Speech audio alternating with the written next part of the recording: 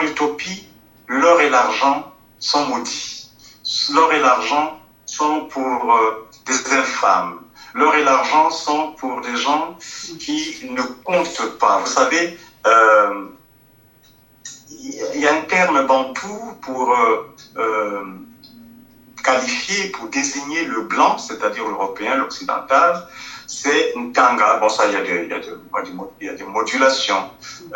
Tanga ou Tangani au Gabon.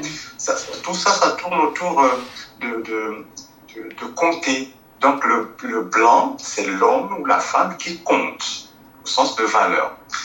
Et donc, en utopie, l'homme et la femme qui comptent, et donc qui ont de la valeur, sont ceux qui ne sont pas couverts d'or et d'argent. L'argent et l'or couvrent.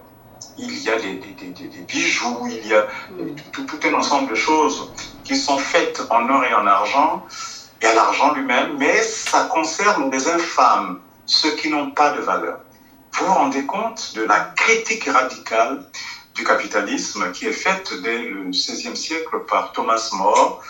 Et Thomas More, comme il était un Anglais, il imagine ce monde sans argent, sans or, en opposition au monde réel du capitalisme en cours de formation, en cours le capitalisme qui est en train de prendre naissance en Occident, et notamment en Grande-Bretagne et en Angleterre. Et donc, la dystopie, c'est en fait l'Angleterre réelle.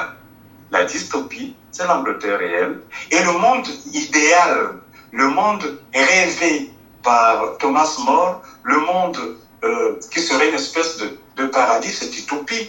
Mais c'est un lieu de nulle part. L'utopie, la définition de l'utopie, c'est un lieu de nulle part. Un lieu qui n'existe nulle part, que l'on ne trouve sur aucune carte.